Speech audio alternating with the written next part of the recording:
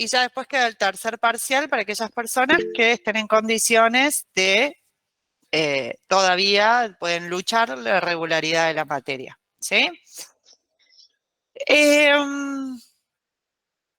En el día de hoy, entonces, vamos a trabajar la unidad 5. A ver, nosotros estuvimos viendo hasta ahora qué podíamos hacer, cómo podemos pensar como abogados y siempre de alguna manera desde un ángulo del litigante, ¿sí?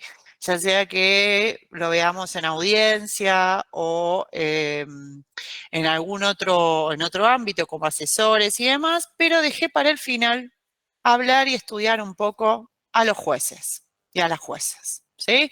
Es decir, aquellas personas que como ustedes iniciaron el camino de la abogacía, iniciaron el camino del estudio de las leyes y que en definitiva en su carrera han optado y han elegido por decidir, ¿sí? Tomar decisiones, resolver conflictos, gestionar la conflictividad y si son los penales, serán jueces que van a gestionar el conflicto, ¿sí? Se supone que todas sus decisiones van apuntadas a obtener la tranquilidad de los espíritus, ¿no? O sea, la paz social, esos valores y esas finalidades intrínsecas y últimas de absolutamente todo el sistema, ¿no? Con una convivencia sin violencia, en una convivencia pacífica y armoniosa, y para eso, si alguno llega a cometer un daño a otra persona, sea cual fuere, ¿sí? No necesariamente un daño en el sentido penal,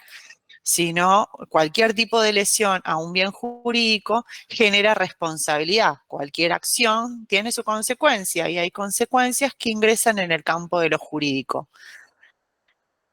Yo no sé si lamentablemente o afortunadamente, absolutamente toda nuestra vida está regulada por el derecho.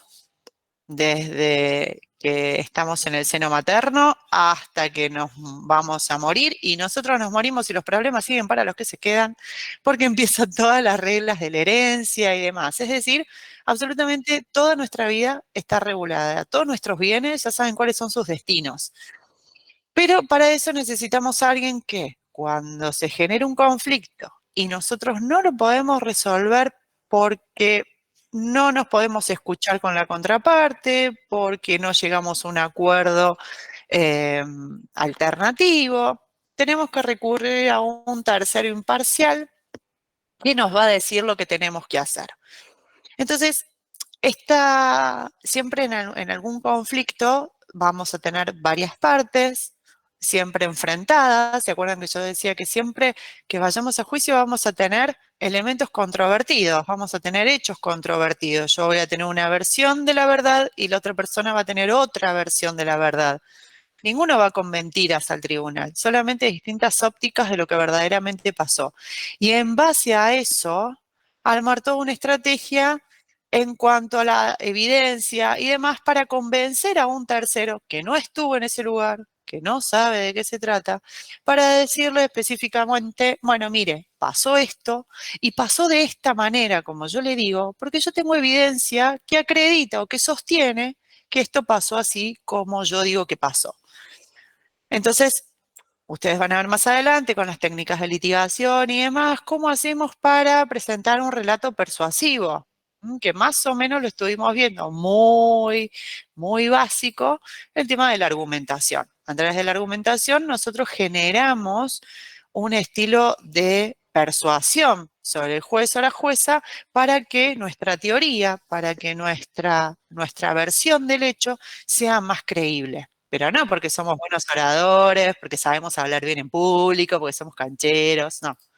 Porque lamentablemente no comen vidrio, ¿sí? Entonces, todo lo que nosotros digamos lo vamos a tener que probar.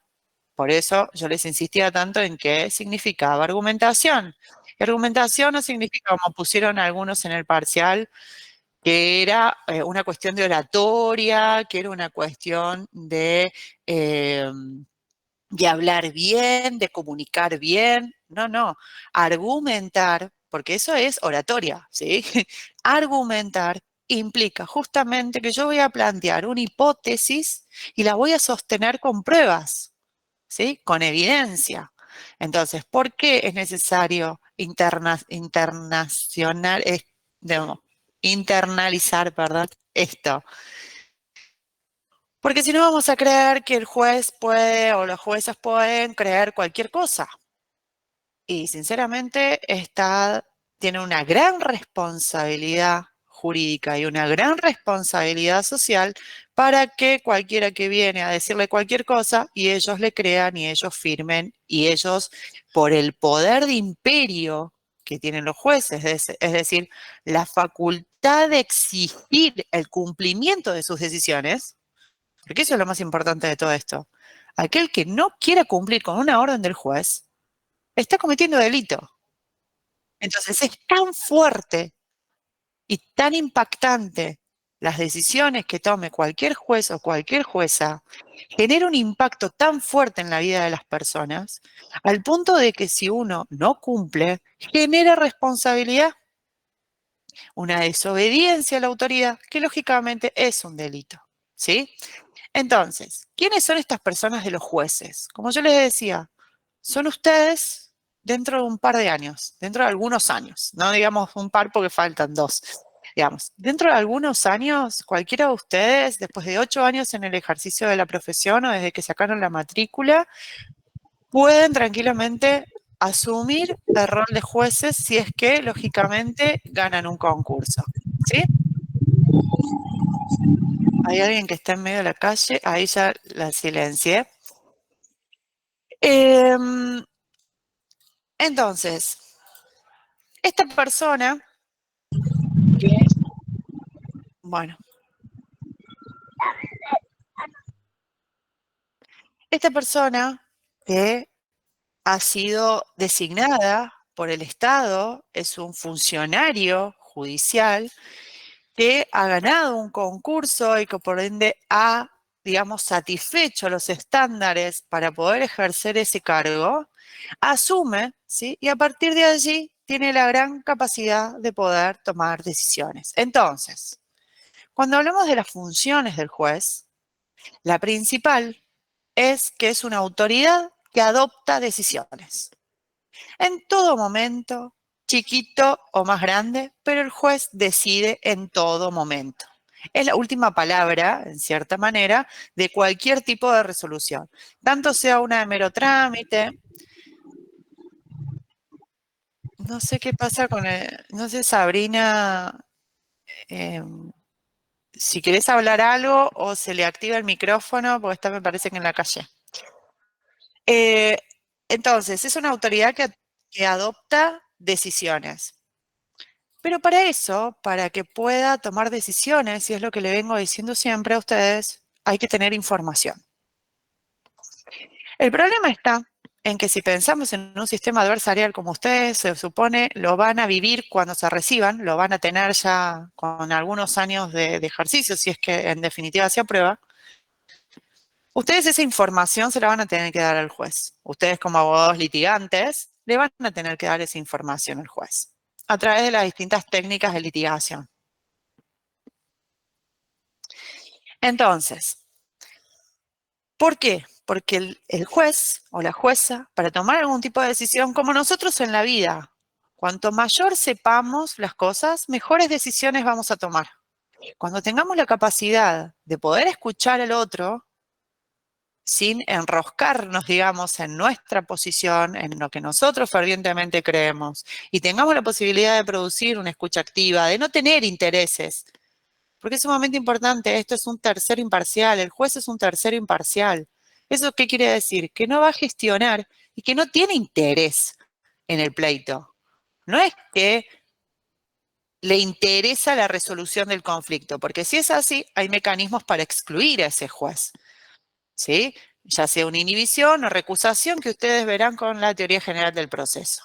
Pero lo cierto es que lo que el Estado me debe garantizar a mí, a través del Poder Judicial, es esto de un juez imparcial. Y la imparcialidad se logra cada vez que el juez no gestiona intereses de las partes.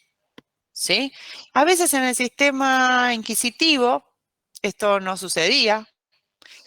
Cada vez que ustedes vean temas como las posibilidades que tienen los jueces de pedir prueba, lo que se llaman medidas de mejor proveer. Esas medidas de mejor proveer, en algunas culturas jurídicas, se ha dispuesto que en realidad lo que hacen es vulnerar lo que es la independencia y la imparcialidad del juez. ¿Por qué? Porque se supone que la información del juez, para poder tomar una decisión, la dan las partes en litigio. Es decir, con su argumentación, con su evidencia y demás, las partes van a plantear una versión del hecho. Y el juez va a creer aquella que le convenza más, porque tiene mayor fiabilidad, porque tiene mayor, eh, digamos, identidad con la evidencia que lo sostiene, ¿sí? Entonces, en ese caso, es importante tener en cuenta esto. ¿Por qué? Porque nosotros cuando estemos litigando, tenemos que prestar atención. Si nosotros tenemos un juez de juicio que pregunta mucho, eso no es solamente preguntas aclaratorias, que es lo que se permite, sino que está buscando información. Y al buscar información, generalmente en un sistema adversarial, eso va a quebrar alguna de las partes. Porque entonces el juez lo que está haciendo preguntando es ayudar a una parte en desventaja de la otra. Y ahí, ¿qué pasa? Se quiebra la imparcialidad. ¿Sí? Entonces, el juez tiene como meta fundamental obtener información. ¿Cómo lo obtiene el juez? A través de los litigantes. Por eso es que ustedes tienen que trabajar desde el día 1 cómo plantear las cosas ante el juez. ¿Sí? Cuanto menos huecos haya, menos posibilidades de que mi teoría resulte menos creíble. ¿Sí? Entonces, esta autoridad que adopta decisiones tiene que asegurar la obtención de información. ¿Cómo lo hace? Asegurando también el principio del contradictorio. Por ejemplo, en el caso de un testigo, una de las partes pregunta y automáticamente el juez asegura que la contraparte también pueda preguntar. De esta manera, sobre un mismo testigo, va a haber preguntas a favor y preguntas en contra, ¿sí?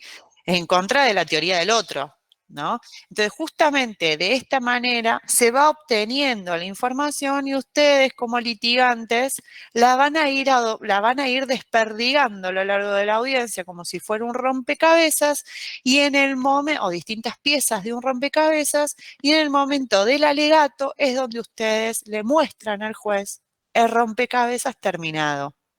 Cómo fuimos uniendo todas las piezas de información para que pueda concluir que mi teoría, mi rompecabezas, mi versión del hecho está completo y cierra por todas partes. Si me falta alguna pieza, y probablemente tenemos que ver cuántas piezas nos falta a una parte y a la otra parte. A una le puede faltar una, al otro le faltan tres, pero el que tiene que definir, como siempre, es el juez.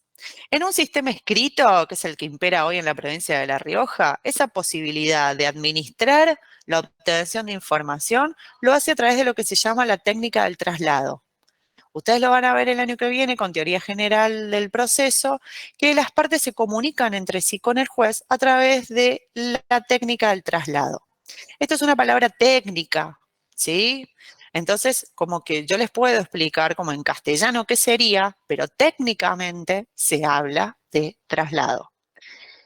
Ejemplo, yo interpongo una demanda por algún incumplimiento contractual. Yo voy a demandar a mi locatario porque no paga las cuotas del alquiler y no se va. Encima lo tengo ahí de usurpador. Bueno, es un incumplimiento contractual, estoy en sede civil. Bueno, yo le presento esa demanda al juez y le voy a decir, mire, señor juez, por favor, haga lugar a esta demanda y cite a tal otro para que ejerza su derecho de defensa. Yo, de alguna manera, con una demanda, lo que estoy haciendo es atacar, estoy promoviendo acción, estoy ejerciendo mi derecho de peticionar a las autoridades, un derecho constitucional. Le golpeo la puerta figurativamente, ¿no? No literal. Al juez, al Poder Judicial, diciéndole, mire, señor, yo intenté por estos medios, por otros medios, de que me pague lo que me debe, y resulta que no logro que lo haga. Tengo acá una situación conflictiva, controvertida, no la puedo resolver de otra manera que no sea a través de usted, un tercero imparcial. Entonces, yo voy a presentar esa demanda y ¿qué es lo que va a hacer el juez? Va a aplicar la técnica del traslado. Le va a trasladar, ¿sí? Le va a poner en conocimiento al demandado qué es lo que yo estoy pidiendo, en qué me fundamento yo para pedir lo que pido, qué estoy diciendo que sucedió en los hechos, qué evidencia tengo para acreditarlo, si tengo un contrato, si tengo mensajes de WhatsApp, si tengo cartas documento intimando el desalojo, lo que fuere, ¿sí? Bueno, esta técnica del traslado, que es simplemente la puesta en conocimiento a la contraparte para anunciarle que he interpuesto la demanda. ¿Para qué? Para que en un término de algunos días, 10 días, 5 días, depende de qué proceso estemos, eso lo van a ver más adelante, puede ejercer su derecho de defensa, es decir, lo que también llamamos descargo. Entonces, una vez que se produce ese descargo, ¿qué tenemos ahí? Lo que yo les decía en las clases anteriores, la traba de litis. Ahí se consolida el conflicto. Yo ahí, de esa manera, con esa traba de litis, yo ya sé cuál es el conflicto entre las dos partes. Entonces el juez ya sabe que va a tener que llamar a audiencia para que las partes puedan producir prueba que le demuestren a él quién de las dos partes tiene razón. ¿Sí? Esa es la lógica en un sistema escrito, en donde papeles van, papeles vienen, y la forma de asegurar que los papeles vayan y los papeles vuelvan es a través de la técnica del traslado. ¿Sí? Por eso van a escuchar mucho, principalmente en derecho procesal civil, esto de, bueno, interpuse la demanda y se le corrió traslado al demandado por el término de 20 días para que ejerza su derecho de defensa. ¿Sí? Se corre traslado significa poner en conocimiento de lo que está sucediendo a la contraparte. ¿Aseguro qué cosa? El contradictorio. ¿Estoy asegurando qué cosa? El derecho de defensa. Estoy asegurando yo como juez a través de esta técnica que estoy escuchando a ambas partes y que estoy obteniendo la información que necesito para ver cuál de las dos versiones me convence más y resolver de esta manera este conflicto que tengo entre estas partes. ¿Sí? A través de una sentencia es el juez que pone fin a un conflicto, que pone fin a un problema, imponiendo, a diferencia de lo que sucede en la mediación, imponiendo a una de las partes la obligación de cumplir, la obligación de hacer o no hacer, eso lo van a ver siempre en obligaciones.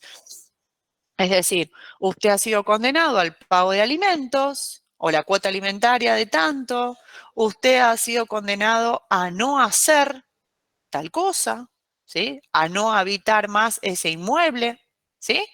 Depende de qué tipo de obligaciones puedan ser. Pero lo que hay que tener acá en cuenta es que una de las primeras funciones del juez es ser una autoridad que adopta decisiones.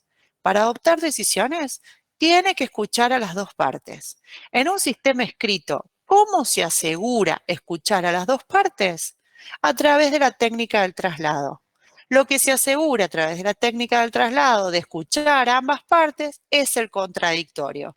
Es decir, yo puedo explicarle al juez qué es lo que pasó, cómo lo viví, qué es lo que sentí, qué daños tuve con respecto a esta conducta, y la contraparte hacer exactamente lo mismo.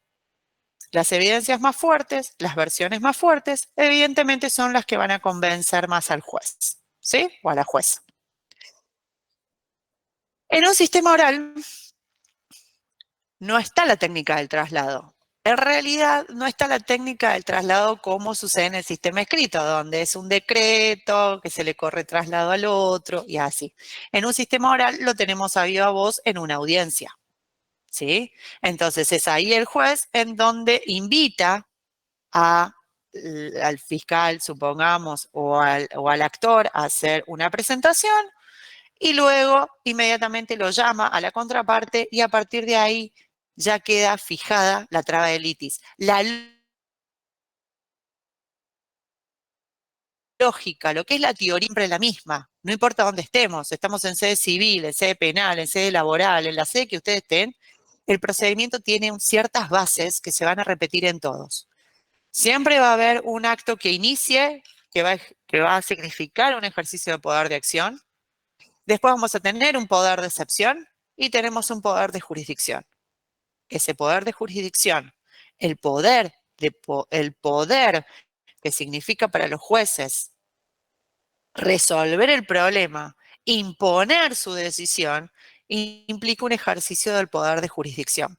¿Se acuerdan que yo les había dicho esto de poder de acción, poder de excepción, que es el poder de la defensa, el poder que significa hacer un descargo y poder defenderse de cualquier imputación, de cualquier denuncia, de cualquier cosa que te quiera hacer otra persona valer?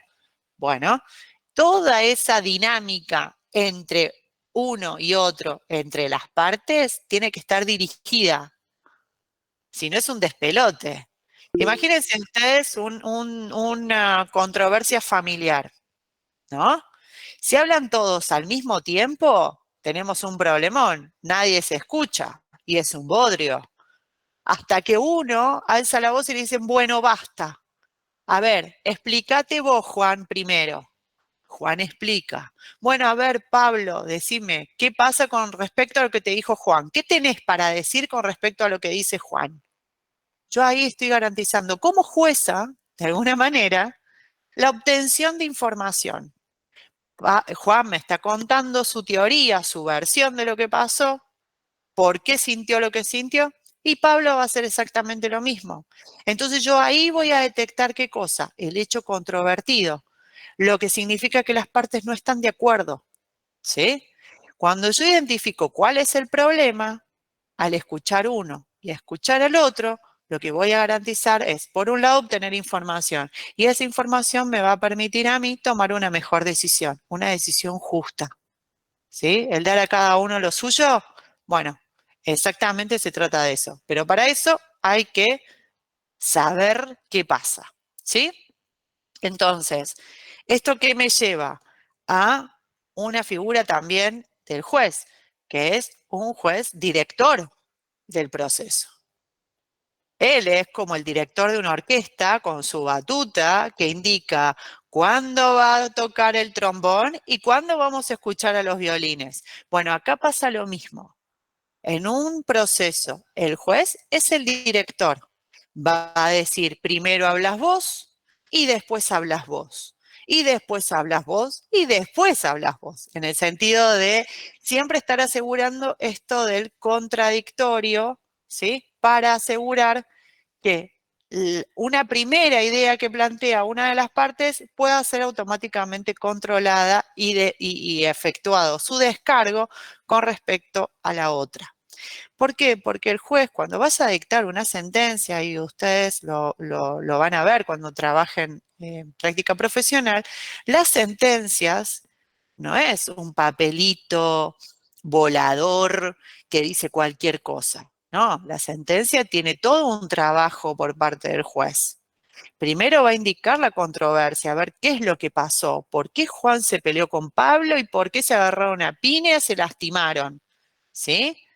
Va a establecer todo eso y todo eso no es que va a ser una hipótesis voladora del juez diciendo, bueno, a mí me parece que las cosas pasaron así. No, tengo tal testigo que me indica tal cosa, tengo tal, no sé, certificado de lesiones, de hematomas que me indican que hay un golpe en tal región, tengo un testigo que me dice que los vio pegándose a la salida del boliche, tengo un domo o alguna cámara de seguridad de la puerta del boliche que justo marca quién le pega a quién, ¿sí? Entonces, todo eso trabajado va a indicar la controversia, lo que va a implicar para el juez tomar una decisión fundamentada. El juez no es un capricho. O sea, el juez no resuelve por capricho. El juez tiene que decir, yo le doy la razón a este, yo le doy la razón a esta parte, al actor, por esto, por esto, por esto, por esto, por esto. Siempre tiene que ser fundamentada la decisión del juez. Si el juez emite una decisión que no está fundamentada, es nula esa sentencia. El juez no es un capricho, ¿sí? No puede resolver por capricho. El juez tiene que dar los fundamentos. Por eso yo insisto a ustedes con la argumentación. Yo trabajo un argumento, una premisa y una conclusión. El juez hace exactamente lo mismo. Premisa, conclusión. La premisa, los hechos. La conclusión, en definitiva, bueno, ¿qué pasó? Le doy la razón a este, no le doy la razón al otro. En el sistema judicial, cuando uno somete una controversia al sistema judicial, lo único que estamos asegurando es que uno va a ganar y el otro va a perder. Distinto es en el caso de la mediación o del arbitraje, en donde como las partes son de alguna manera las que encuentran, en el arbitraje no tanto, pero hablemos de la mediación, las partes encuentran la solución, ¿sí? Entonces ahí se habla de ganar, ganar. Ambas partes ganan porque hay un acuerdo de ellas, no hay una imposición que venga de un tercero imparcial, ¿sí? Si yo, en este debate familiar, ¿no? Que les hablaba hace un ratito, este domingo en donde no nos ponemos de acuerdo y están, no hablemos de un domingo de elecciones, hablemos de un domingo cualquiera porque los domingos de elecciones son siempre muy caldeados, a ver quién votó a quién, y más ahora. Pero imaginemos un conflicto X en casa. Bueno, para tomar entonces una decisión, puede ser que las partes se pongan de acuerdo simplemente escuchándose. Ahora, si las partes no se ponen de acuerdo, la mamá o el papá, es decir, aquella persona que ejerce de alguna manera la autoridad, o es conjunta, porque también tenemos órganos colegiados, eso ya lo vimos, no necesariamente es unipersonal, pero bueno, generalmente tiene que ser imparcial, sí, e impar, ¿sí? Nunca van a haber dos jueces. O tenés uno, o tenés tres, o tenés cinco, o tenés siete. ¿Por qué?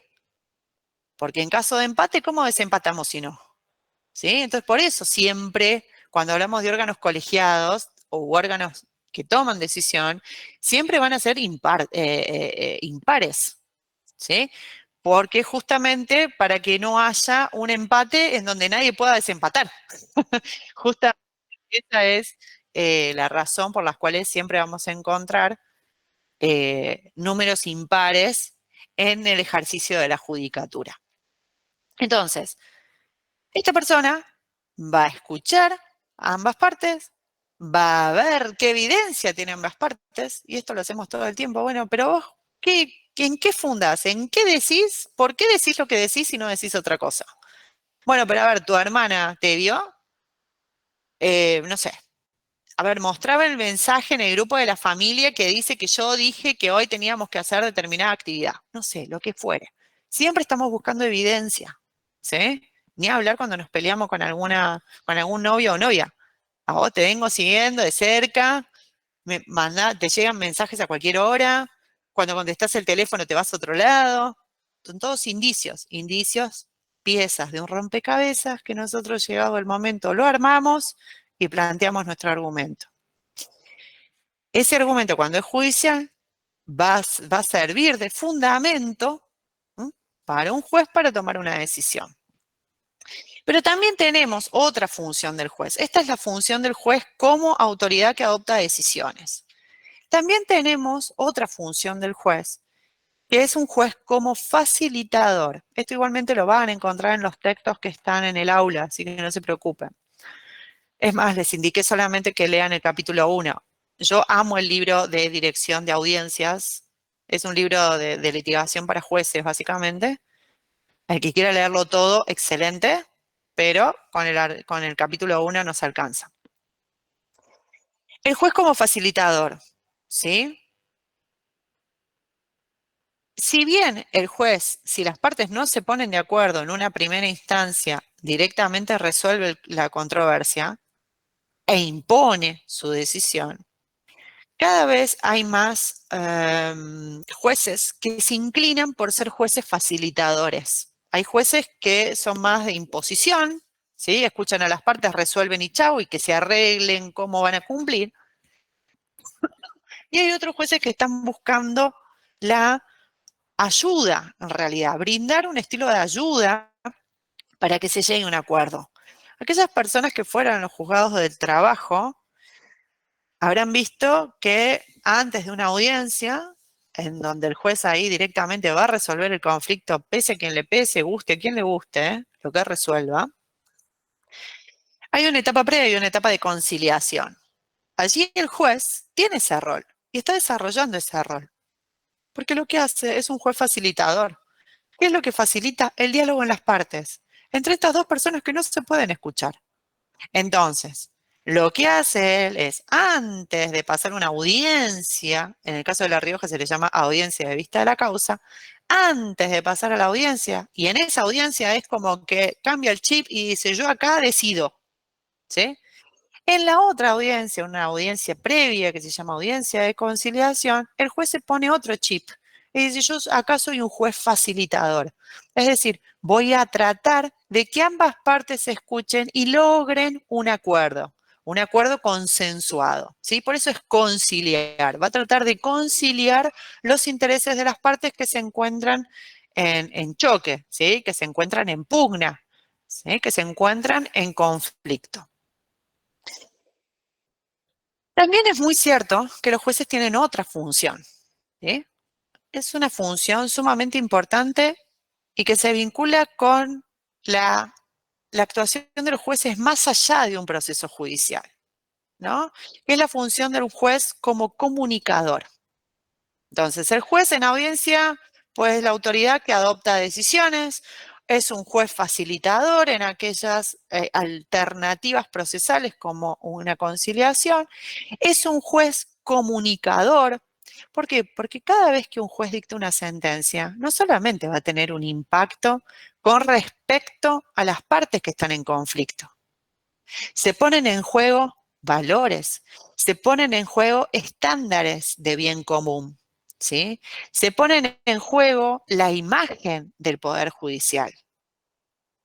Ustedes pueden analizar y revisar y van a hacer algunas cuestiones del práctico, que hay determinados casos en donde es la misma sociedad la que analiza a los jueces. Y dice, pero ¿cómo este juez con este tipo, con estas características, con el delito que cometió, con qué sé yo, le permitió acceder a una libertad condicional?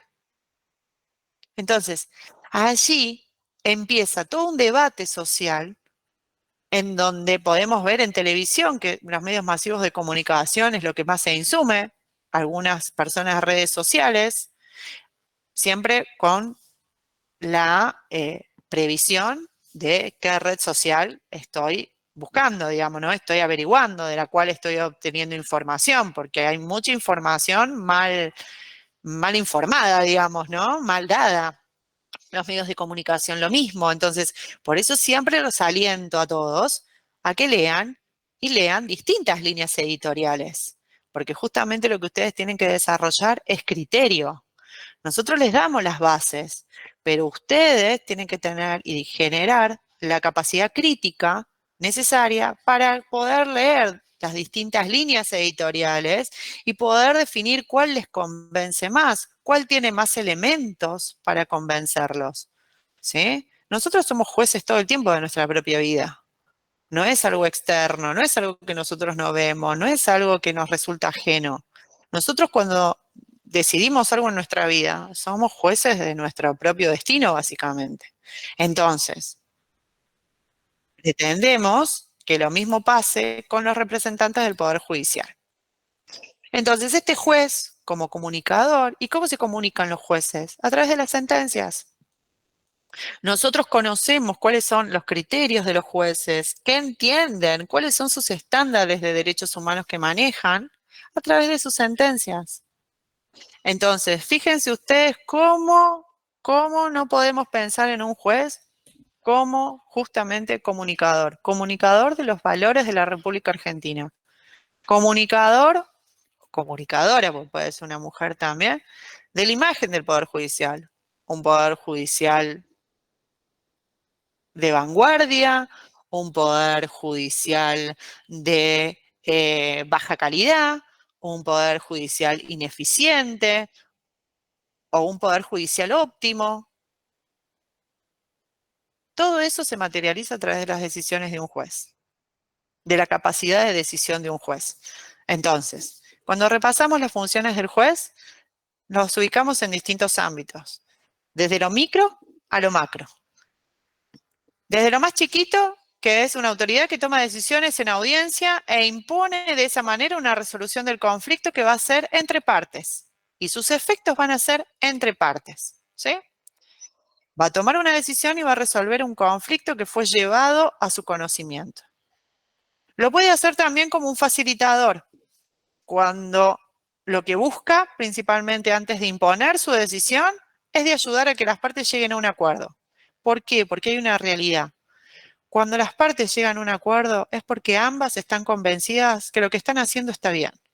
Entonces hay más posibilidades de cumplimiento de ese acuerdo a un cumplimiento de una imposición. Aquella persona a la cual se le impone algo no tiene voluntad de cumplirlo, no va a querer cumplirlo. Entonces es más fácil que no quiera y no lo haga, sabiendo lo que significa la consecuencia de incumplir una orden. ¿Sí? Ahora, si una persona llega a un acuerdo con otro, es porque está convencido de que está bien lo que corresponde, que está bien lo que se está haciendo. Entonces es más fácil cumplir, porque hay una convicción de la persona mucho más palpable que en una imposición. ¿Sí? Las personas lo cumplimos. A ver, si nuestra mamá se enoja y nos manda cada uno a su cuarto, supongamos a mi hermano y a mí, nosotros somos grandes, pero en una época lo podía hacer, ahora ya no, tenemos la mayoría de edad. Pero en su momento, cuando éramos niños y nos peleábamos o lo que sea y nos mandaba cada uno a su habitación, era una decisión de la cual yo no estaba de acuerdo, porque para mí el responsable del despelote había sido mi hermano y no yo. ¿Sí? Entonces, ¿qué pasa? Y lo más probable es que yo tratara de salir de la habitación a los 5 minutos. Iba a tratar de eludir de alguna manera. O me iba a ofender y me iba a ir para otro lado, como para seguir demostrando rebeldía. Y yo estaba incumpliendo una orden de un juez en ese momento, mi mamá. ¿Sí? Entonces, en cambio, si nuestra mamá hablaba, o las veces en que hablaba, y de alguna manera nos demostraba que los dos estábamos equivocados y que la salida podía ser otra, ahí nos íbamos tranquilos los dos. Ahí mi vieja tenía una función más de juez, de facilitadora, que de imposición y toma de decisión. ¿Sí? Esos son, de alguna manera, bajándolo muy a lo terrenal, a lo que todos vivimos en alguna vez, porque no creo que todos sean tan santos de que nunca las mamás los reto por algo. Puede ser, pero muy difícil. Y después tenemos el juez como comunicador de los valores, ¿sí? Como comunicador de los estándares de bien común, como comunicador de lo que se debe hacer, de lo que está bien. ¿Mm? En todo esto yo lo planteo desde el mundo ideal, ¿sí? Después si hacemos un hermoso análisis de un montón de sentencias, hacemos análisis. Hay un libro muy bueno, que a mí me gustó mucho, que es de un periodista de TN, era Villarroel de apellido. Después lo voy a buscar, digamos, le voy a poner ahí si lo quieren leer. La influencia de los medios de comunicación en las decisiones judiciales. Está el caso de Ángeles Rawson, analizado. Eh, hay muchos casos que la verdad que está muy bueno.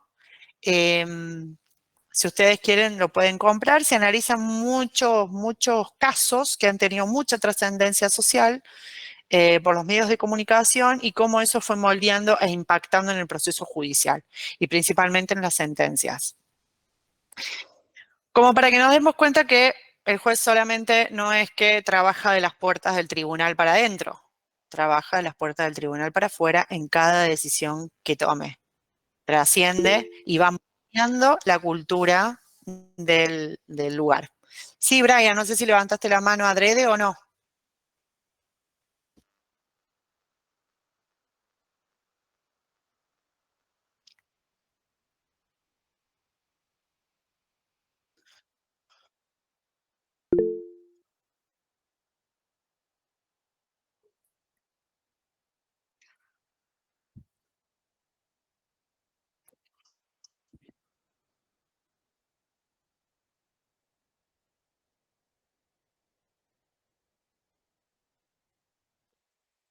A ver, eso de la frase, si no fallan como la sociedad quiere, es un poco raro porque en realidad, mientras las audiencias no sean públicas, mientras no todos lo podamos ver por televisión, por ejemplo, algunos testimonios que los sacan de circulación, o sea, no los podemos ver por televisión, no podemos saber lo que la sociedad quiere. ¿Qué es lo que la sociedad quiere? ¿La sociedad sabe qué es lo que está debatiéndose en audiencia? ¿Qué evidencia tiene cada uno? No es lo mismo, por eso es muy importante la influencia de los medios de comunicación y cómo determinados abogados juegan con los medios de comunicación. Pero lo cierto es que el juez tiene que resolver conforme lo que hay y lo que sucede en audiencia. La información del juez, el juez no puede basarse en lo que salió en un diario que le decía que él tenía que fallar de determinada manera o no, perdón, o no. Él tiene que fallar, tiene que resolver en base a lo que las partes litigantes presentan en juicio y cómo esa evidencia lo convence de un punto a otro. Ese es el tema de que el juez tiene que ser imparcial e independiente. E independiente no solamente del poder público, no solamente de un ejecutivo o de un legislativo, independiente también de absolutamente cualquier otro tipo de intromisión que venga del exterior, de la misma corporación judicial.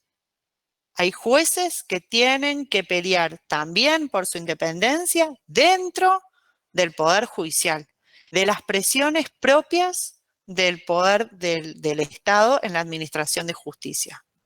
Entonces, la imparcialidad no es solamente, básicamente sí, o sea, la imparcialidad es decir que no puede gestionar los intereses de las partes, pero la independencia del Poder Judicial se asegura. Después les voy a compartir un artículo de Alberto Binder si quieren. La independencia del Poder Judicial se asegura obligando y protegiendo a los jueces y a los jueces de cualquier tipo de intromisión. Intromisión del Poder Ejecutivo, intromisión del Poder Legislativo, intromisión de los medios de comunicación, intromisión de las presiones que se derivan, por ejemplo, de marchas o de la sociedad, que por ahí a veces la muestra se reduce a un grupo de personas, que es perfectamente válido. A ver, todos tenemos derecho a protestar y todos tenemos derecho a peticionar a nuestras autoridades. Es más, si nosotros tenemos la posibilidad y estamos, digamos, queremos intervenir en el proceso, hay figuras, y eso lo pueden buscar para la Corte Suprema de Justicia de la Nación, y ¿por qué no trabajarlo en La Rioja? ¿Por qué no?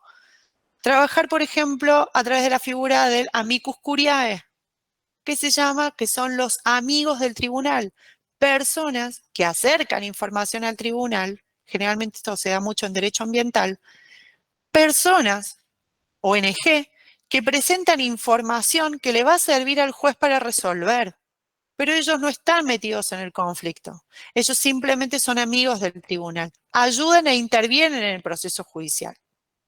Pero el problema está, o sea, pero eso está establecido y eso es legal, y eso es perfectamente válido y es aplaudible. Ojalá la sociedad, por eso la segunda parte de la unidad hace referencia al juicio por jurados. Yo soy una convencida de la necesidad del juicio por jurados, de la democratización de la justicia y de la intervención del pueblo en la toma de decisiones. ¿Justamente para qué?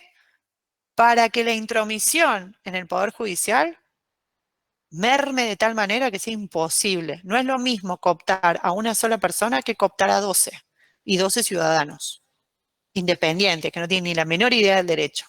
Entonces, en esa lógica, Brian, que creo que había otra persona que estaba también preguntándolo, y lo podemos debatir, charlemos, a mí me encantan estas cosas. La independencia del Poder Judicial, yo les puedo hablar 20 veces de las funciones del juez y decirles en el mundo ideal las cosas.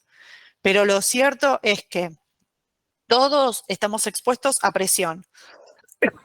Presión de los medios, presión de las partes, presión de la misma corporación judicial, presión por donde venga.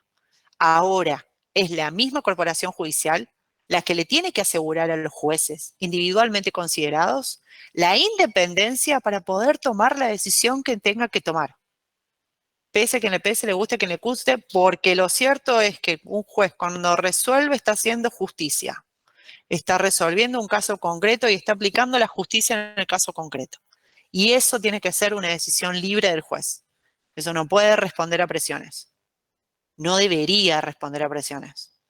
Si responden a presiones es porque están fallando los sistemas de protección de los jueces en cuanto a su independencia. ¿Sí?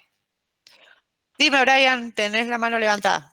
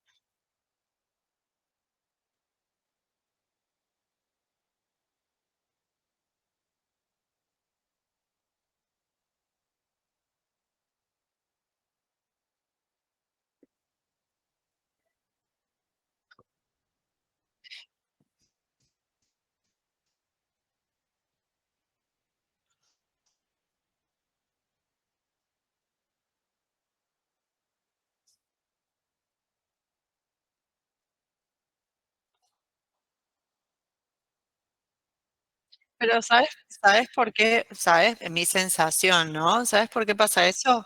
Por la falta de transparencia. Nadie sale a explicar una sentencia como corresponde. Nadie lee los argumentos y los debate a fondo de por qué resultó tal condena, por qué tal resultó de esta manera, por qué le dieron prisión domiciliaria, como vos decís, a tal persona, o por qué han resuelto darle menor cantidad de años. Sí, es verdad, por ejemplo, en la fijación de una escala penal, digamos, de los años que le corresponden, la fiscalía puede pedir un determinado número, la defensa pedir la absolución, y es libre, arbitrario, digamos, es una decisión del juez, ¿no? Es discrecionalidad pura el monto de la pena. Eso sí, que con el juicio por jurados eso no pasaría. Deberíamos ir a una audiencia de cesura en donde tanto fiscal como defensa debaten en cuanto a la personalidad del imputado, del condenado, cuánto tiempo de prisión tiene que cumplir. Eh, por eso es como que se van perfeccionando, digamos, por eso es que se supone que las reformas judiciales apuntan a alcanzar los estándares internacionales del debido proceso, para que estas cosas no sucedan. Pero siempre vamos a tener el mismo problema. La sociedad va a creer una cosa, pero si a la sociedad le explicas, la sociedad no es tonta, la sociedad va a entender. Y va a decir, ah, porque valoró esto, porque valoró lo otro. Y hay gente que va a decir que no es así, que está mal. Como hay personas que están más abiertas o no, ¿sí? A entender argumentos, o hay personas que están más cerradas, hay personas que se dejan llevar más por las pasiones y hay personas que son más racionales. Digamos, tenemos un mosaico de personalidades espectaculares en la sociedad. Ahora, la transparencia y la rendición de cuentas son indispensables para poder mejorar la legitimidad del Poder Judicial. Si yo no sé como ciudadano qué es lo que pasa ahí adentro, cómo valora el juez las cosas y nadie me explica nada, y yo voy a desconfiar. Entonces, la desconfianza afecta la legitimidad del Poder Judicial, pero porque siempre el Poder Judicial se caracteriza por ser de puertas cerradas, eh, no necesariamente abiertas a la sociedad. Le da la espalda a la sociedad generalmente. Es como que, bueno, se resuelven las cosas, se sabe por qué se resuelven, como vos decís, Brian, nosotros más o menos entendemos cómo funciona, pero si también nos ponemos en una mirada crítica, podemos ver que las cosas, hay algunas cosas que no deberían funcionar como están funcionando. Que si queremos un estándar de debido proceso mucho más ajustado a los estándares internacionales de derechos humanos, hay ciertas cosas que no deberían pasar. En donde, por ejemplo, yo debería tener pleno acceso a las sentencias del Tribunal Superior, pleno acceso a las sentencias que, bueno, la Corte tiene una lógica de gobierno abierto que permite conocer hasta, por ejemplo, las licitaciones para la compra de muebles y lo publica la Corte Suprema. Entonces, ahí vamos mejorando con el tiempo. Por eso yo les digo desde el minuto uno, cuando vayan estudiando, ustedes vayan y cambien, vayan, ustedes van a ser los responsables de que todas estas falencias que nosotros detectamos y que vemos hoy, bueno, a ver, ¿cómo pensamos para que cuando nosotros seamos operadores de justicia, ustedes principalmente, dentro de 5 o 6 años, sean operadores de justicia, hagan las cosas diferentes? Puedan plasmar la posibilidad de que sea distinto. Si ustedes quieren y ustedes jueces, algún día alguno de ustedes sea juez, ¿cuál es el problema de explicar la sentencia, pero no que la lea un secretario, sino el mismo juez explicando una sentencia? Hay un caso que ustedes lo pueden buscar y eso yo sé que dura, es largo, pero vean la condena del pediatra del Garrahan por contenido de imágenes sexuales de menores que sucedió allá en Buenos Aires. Búsquenla, es una sentencia que está en YouTube que oralmente explica el juez Gonzalo Rúa, oralmente explica qué es lo que tuvo en cuenta para fallar, en qué falló la fiscalía y en qué falló la defensa para poder resolver perdón, lo que estaba resolviendo. Eso es transparencia. Y eso ayuda a que la gente entienda qué es lo que está pasando. Y de esa manera se gana credibilidad, porque es transparente. Al ganarse credibilidad, ganamos legitimación. El Poder Judicial gana legitimidad, no legitimación, perdón. Gana legitimidad. Pero eso también, si nosotros estamos detectando estas cosas y de alguna manera nos genera una disconformidad, bueno, cuando salgamos a la calle y seamos operadores judiciales, mantengamos esa necesidad, ¿sí? De querer cambiar las cosas y no de apichonarnos, no de decir, bueno, el sistema es este, porque va a seguir pasando lo mismo, ¿sí? Ya lo busco. A ver, déjenme buscarlo 2 minutitos y entramos a juicio por jurados, que es jeje, lo que más me gusta. Que sería una forma de mitigar este claustro cerrado que es el Poder Judicial. ¿Qué pasa si 12 personas que no saben absolutamente nada del derecho les dejamos la posibilidad de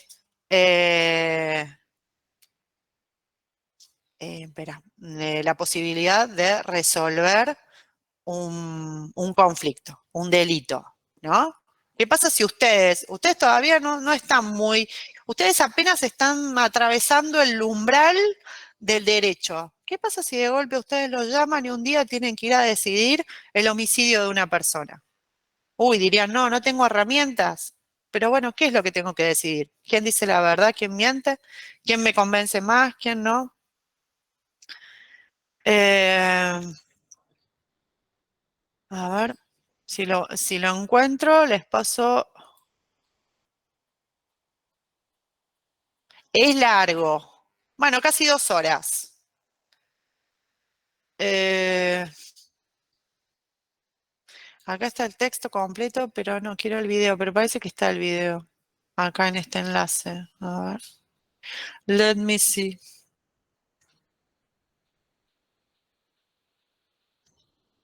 A ver si se está cargando, se los paso. Si no, lo que pasa es que estoy en una compu como un poco aletarreada.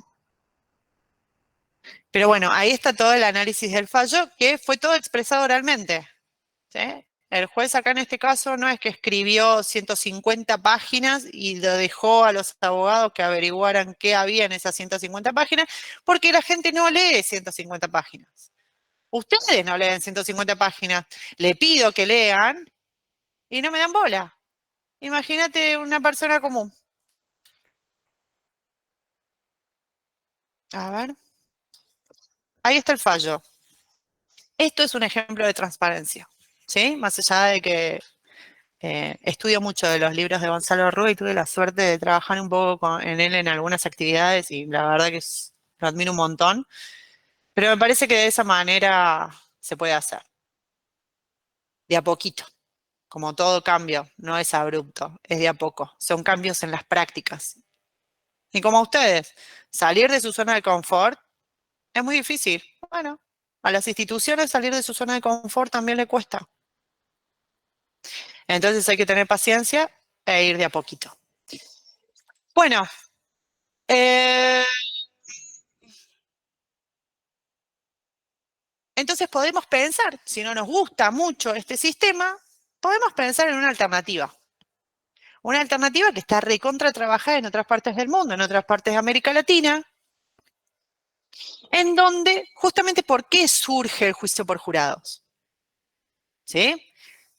Surge el gobierno, el modelo, digamos, un modelo anglosajón de juicio por jurados, un modelo popular de juicio por jurados. ¿Cómo surge? ¿Por qué surge? Por la desconfianza. Ni más ni menos. Por la desconfianza en la administración de justicia. El modelo anglosajón parte de la base de considerar que los funcionarios públicos, los funcionarios estatales, no son fiables. Entonces, ¿a quién le traslada la posibilidad de resolver los conflictos? A los mismos ciudadanos. La semana pasada, si no fue esta, porque estamos a viernes, creo que fue esta, leí ahí por internet que se inauguró el primer juicio por jurados municipal. Chicos, vean las posibilidades tan amplias que tiene esto de poder resolver conflictos vecinales en la misma municipalidad, entre vecinos resolviendo el problema, en una localidad chiquita del Neuquén. Se inauguró esta semana. Vamos a ver cómo sale. Vamos a ver cómo es. Vamos a estar prestando atención. Pero vean lo positivo de todo esto. Nosotros mismos resolviendo nuestros problemas.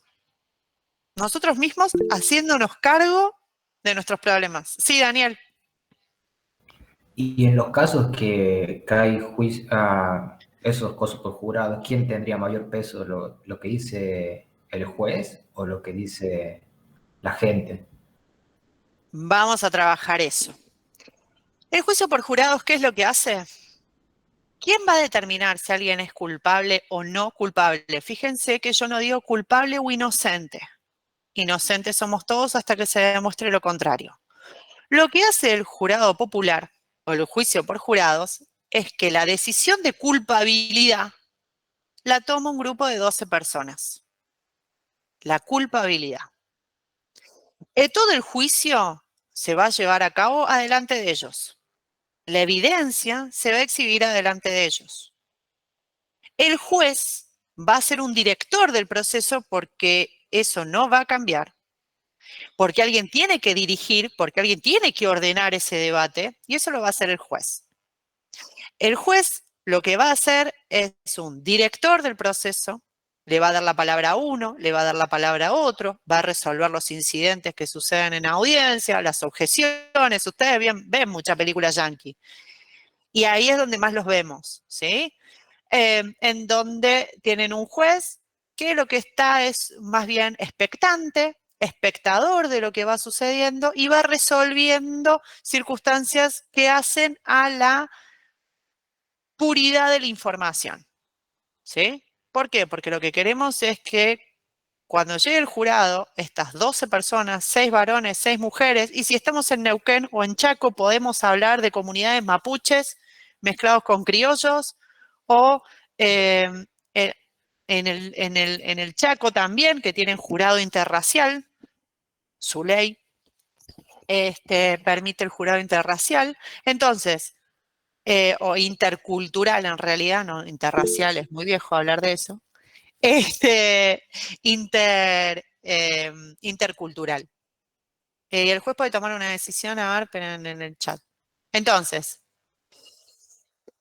no, el juez no puede tomar una decisión. A ver, el que toma la decisión de condenar a alguien, de decir, che, mire, usted, en base a lo que expuso la fiscalía y en base a lo que puso la defensa, el único que va a decir usted es culpable o no culpable son estas 12 personas. Por eso es que se parte de la base de que todos tenemos la capacidad de resolver problemas, solamente que fuimos siempre mucho más cómodos si lo delegamos a un tercero imparcial. Pero todos nosotros tenemos capacidad para resolver problemas. Entonces, a nosotros lo que nos hace, a ustedes les va a llegar, explico el juicio por jurados y ahí entramos a todas las preguntas. Pero más o menos quiero que tengamos una idea global y ahí empezamos a sacarnos todas las dudas que tengan en específico con respecto a esto. El tema es así. Según algunos códigos procesales penales, generalmente, o en el proyecto que ustedes tienen en la provincia de La Rioja, cuando la fiscalía pide más de 15 años de prisión, va a intervenir un jurado popular. Para cuando sean menos años va a seguir siendo un juez técnico, el que va a resolver el problema, el que va a decir usted es culpable o inocente. Cuando la fiscalía pide más de 15 años de prisión, se habilita la posibilidad de un juicio por jurados. En provincia de Buenos Aires, por ejemplo, es a voluntad del imputado. Muchas veces el imputado puede pedir juicio por jurados. ¿Sí? Eh, entonces, ¿qué significa esto de juicio por jurados? Que toda la audiencia va a discurrir y todos los abogados le van a hablar a estas 12 personas. Pero estas 12 personas no surgen de abajo de una piedra. Estas 12 personas son elegidas. ¿Cómo se eligen? Nosotros formamos parte de un padrón electoral. ¿Sí? Y ahora que votamos tantas veces en un año, lo recontra sabemos que estamos en un padrón electoral. En ese padrón electoral, el Tribunal Superior va a realizar un sorteo y va a establecer 24 personas. ¿Sí? Va a nombrar, generalmente es una lista más larga, pero bueno. No, o sea, eligen a 24 personas. ¿Y qué es lo que primero tenemos que hacer? ¿Cuáles eran los principios fundamentales que yo le dije de cualquier juez? Imparcialidad e independencia. Si yo voy a juntar 12 personas, esas personas tienen que ser imparciales. Y yo no tengo ni la menor idea quiénes son esas 12 personas. Entonces, ¿cómo voy a hacer para que las 12 personas que estén en audiencia sean totalmente imparciales? Bueno, de ese listado de 24 personas que va a elegir el Tribunal Superior del padrón electoral, a ustedes les va a llegar una cédula de notificación del Tribunal Superior diciéndole, usted ha sido convocado, acá en Córdoba pasa, usted le llegó a mi pareja, pobre, no quería saber nada y yo estaba re emocionada. ¡Ay, no, anda! Pero me pareció una loca. Bueno, igual acá en Córdoba es un escabinado, es un modelo escabinado, no es el modelo anglosajón que se planteó para La Rioja, es un modelo distinto, es un modelo muy viejo, es un primer modelo de juicio por jurado. Escabinado, ¿qué significa? Mixto. Que va a intervenir personas de la justicia y personas legas, personas que saben de derecho y no. Entonces, bueno, se habla y se critica por la posible contaminación de las personas. Pero dejamos de lado el modelo cordobés porque es un modelo que, de alguna manera, si bien fue el primero y se aplaude, porque ese ha sido el primero en hacer un intento de democratización de la justicia, hoy provincias como Neuquén, como Chaco, y ni hablar del juicio por jurados en Puerto Rico, son los genios, digamos, son los más, son los jurados populares a los cuales deberíamos aspirar, ¿sí? A buscar. Este modelo anglosajón, entonces, lo que hace es que de ese listado se eligen 24. La primera audiencia que va a tener fiscalía y defensa es lo que se llama la audiencia de voir dire, ¿no? Ahí lo voy a escribir. Voir dire. Esta audiencia de voir dire lo que se identifica es con la deselección de jurados. ¿Por qué? Porque yo de esos 24 tengo que elegir 12. 12 que van a elegir entre la fiscalía y en la defensoría. O sea, personas que están en pugna tienen que elegir las personas que sean más imparciales. En realidad lo que uno termina eligiendo es las personas que menos te van a complicar. ¿Sí? En tu teoría. Si vos sos la fiscalía, vas a buscar personas de determinadas características. Si vos sos la defensa, vas a buscar personas de determinadas características. ¿Sí? Por eso es muy bueno, porque se hace a través de una audiencia de Boadir. En esta audiencia, y les invito a ver la primera temporada del Abogado de Lincoln en Netflix, que hay una audiencia de Boadir ahí, en donde se ve el mecanismo. Como Fiscalía y Defensa dicen, bueno, el testigo el jurado número 1, y le haces determinadas preguntas. Depende de sus respuestas, vos decís que se quede o que se vaya. ¿Sí? Y generalmente la Fiscalía y Defensa tienen la posibilidad de excluir a 2 sin dar motivos, sin dar razones. ¿Sí? Pero depende siempre del modelo en el que tengamos. Ahora, después que yo hago toda esa limpieza en la audiencia de Boadir, se van a quedar esas 12 personas. 12 personas que básicamente Fiscalía y Defensa han pedido que se queden. Esas 12 personas son las que van a presenciar todo el juicio. ¿Pero qué va a analizar esas 12 personas? Los hechos y la prueba. No va a analizar el derecho. Ellos no van a conocer el derecho. A nosotros nos cuesta 6, 7 años entender el derecho y aún así salimos y no sabemos muy bien de qué se trata. ¿Cómo voy a pretender que una maestra jardinera, un licenciado en turismo, un verdulero, un carnicero, un barrendero, un kinesiólogo, entiendan lo que a mí me costó 6, 7 años? Entonces, en esa lógica, lo que se le va a pedir al jurado es que analice los hechos y la evidencia. Nada más. Ahora, ¿cuál es la función? Digamos, ahí se va a ir litigando, se van a ir presentando las distintas evidencias ante el jurado, ¿sí? Y el jurado puede tomar nota, el jurado no puede preguntar, el jurado es un mero espectador. Pero ¿qué pasa? Terminada la audiencia, todos los alegatos, el juez técnico va a dar lo que se llama las instrucciones finales. El juicio por jurados tiene el juez técnico tiene instrucciones iniciales que le van a decir, que le va a comunicar al jurado cuál es su rol, qué es lo que tiene que hacer, sin influir, digamos, ¿no? Muy amplio, por eso está muy bueno también y se garantiza el contradictorio y la imparcialidad del juez, porque las instrucciones, tanto iniciales como finales, las arman las partes.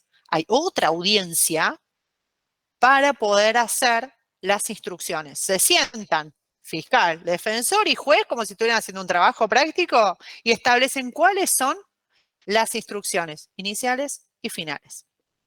Esas instrucciones finales, es decir, cuando ya los hechos han sido expuestos, cuando ya la evidencia ha sido producida, cuando la evidencia se produce en juicio se llama prueba, cuando se diligenció, cuando se produjo la prueba, cerramos con la etapa de alegatos, es decir, las partes plantean que todas esas piezas que fueron desparramando cada vez que hicieron una testimonial o una prueba de perito o lo que fuere, bueno, toda esa información que son piezas que voy tirando de un rompecabezas, yo las uno y las planteo en el alegato de clausura. Pero antes de que pasen a deliberar el jurado y por ende se vayan a una habitación distinta y se reúnan y debatan y peleen y demás, el juez técnico tiene que dar las instrucciones finales. Esas instrucciones finales es un manual de 20 minutos en donde explica qué significa homicidio. ¿Ven la importancia del lenguaje claro? Si desde hoy empezamos a trabajar lenguaje claro, cuando estemos en otro lugar, vamos a saber hablar con la gente. En un lenguaje claro y llano, va a explicar qué es el homicidio. ¿Cuáles son los elementos típicos penales del homicidio? Va a explicar cuáles son las excusas absolutorias, va a explicar lo que es un atenuante, cuáles son las atenuantes del homicidio, cuáles son las agravantes del homicidio, qué elementos se tienen que dar para cada uno. Explicar la figura penal, básicamente, por la cual la fiscalía llevó a juicio a esta persona y explicar qué significa lo que quería la defensa, la absolución. ¿Sí? Entonces, una vez que hace estas explicaciones que están aprobadas por las partes, porque lo que menos queremos es que el juez, en un desliz o en su necesidad de ser docente 5 minutos, explique algo que pueda contaminar al jurado. Entonces, las instrucciones iniciales como finales, para asegurarnos, las lee el juez. O sea, al juez se le cierra toda posibilidad de empezar a filosofar. Él las lee y le dice, bueno, muchachos, perfecto, vayan, reúnanse, debatan, tienen todo el tiempo del mundo para hacerlo y veamos, ¿qué resuelven ustedes? Va a haber un presidente de ese jurado popular y se reúnen y se van a otro lugar y debaten a ver qué es lo que resuelve. ¿Sí? Bueno, después de la deliberación, que por más simulacro que hayamos hecho, nunca me dejaron filmarlas, yo quería filmarlas, pero para que sea más ilustrativo, pero me lo prohibieron terminantemente para asegurar la libertad de la deliberación, para que todo el mundo pueda saber quién es, ¿sí? Y no, porque si lo estás filmando, entonces no va a decir lo que piensa por miedo a. No, ahí nadie escucha, nadie de afuera, nadie sabe nada. Y como pasa en las películas, te dicen, bueno, ya el jurado volvió. Y ahí nos ponemos todos respectantes en las películas a ver qué pasó, qué va a decidir el jurado. Bueno, acá pasa lo mismo. El jurado vuelve y define si esa persona es culpable o no culpable. Si dice que es culpable, esa persona es culpable, el juez no va a tener otra opción, no va a decir, ah, bueno, pero me parece que no. El juez, ustedes me dicen, muchachos, estos 12 muchachos y muchachas, che, ¿es culpable? Y el juez va a agarrar y decir, bueno, listo, usted es culpable. Vamos a llamar a otra audiencia, Fiscalía y Defensoría, llamamos a otra audiencia, que es la audiencia de cesura, en donde Fiscalía y Defensa, ¿qué es lo que va a resolver? O sea, va a debatir ahí y el juez va a resolver cuántos años de sanción. No van a cuestionar la decisión del jurado popular. No van a decir, bueno, esto es una instancia para ver si el jurado se equivocó en su reflexión. No. Sino que lo que hacen es decir, bueno, la verdad, la Fiscalía pide 15, la defensa, ¿qué monto quiere pedir? Porque, sinceramente, es culpable. Ya no podés ir por la absolución. Se te cayó la absolución. Entonces ahí empezamos a debatir, bueno, tiene tal, es un sistema, después lo van a ver cuando vean ejecución, pero vean en realidad, digamos, los elementos del artículo 40 y 41 del Código Penal para poder determinar la sanción, ¿no? Analizar la personalidad del condenado, ver quién es su familia, cómo fue su vida y demás, como para ver qué cuantía de la pena, el delito que cometió, el daño, o sea, se empieza a conjugar un montón y todo eso se litiga. Por eso para mí es tan importante que se graben en sus almas la importancia de argumentar bien. Porque si llega a ver el sistema adversarial, se le va a hacer muy difícil. Entonces, una vez que logramos y el juez a partir de allí va a decir, bueno, listo, se condena a 15 años, se condena a 2, se condena a 10 de cumplimiento efectivo, condicional o lo que fuere que resuelva. Pero eso lo va a resolver después de un debate con Fiscalía y Defensa, pero nadie va a cuestionar la decisión del jurado. Si no estamos de acuerdo con la decisión del jurado, tengo que buscarle fugas al razonamiento. Pero eso no lo voy a hacer en esa instancia, lo voy a hacer en una instancia superior, en la casación. ¿Sí? No voy a debatirle al juez de juicio, voy a ir más arriba, voy a ir al tribunal de impugnación. ¿Se entiende más o menos cómo juega, cómo funciona? ¿Me di a entender bien? Pero es muy, muy de película, ¿no? Yo después les voy a compartir un par de enlaces. Es más, el trabajo práctico va a ser que analicen una película. Miren qué buena que soy para terminar el año y para que los chicos que vayan al tercer parcial les quede bien en claro cómo funciona esto, analizando una película. Yo sé que es una opción un poco rara para un sábado a la noche, pero también lo pueden hacer cualquier otro día. Pero bueno, ahora hay frío, ¿viste? No sé en La Rioja cómo está, pero acá en Córdoba hace un frío. Eh, Así que bueno, ahora sí, arrancamos. ¿Dudas? Dale, Brian. Y después Marianela.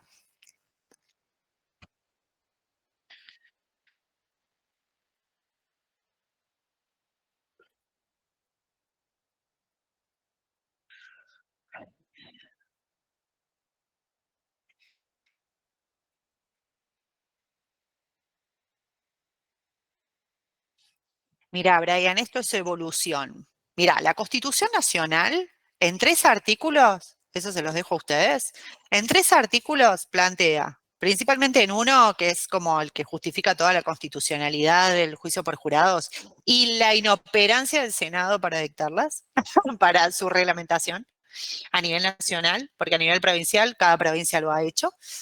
Eh, por esto de la autonomía y de la administración de justicia independiente, que les vengo insistiendo desde creo la unidad 2 o 3 o ya no sé.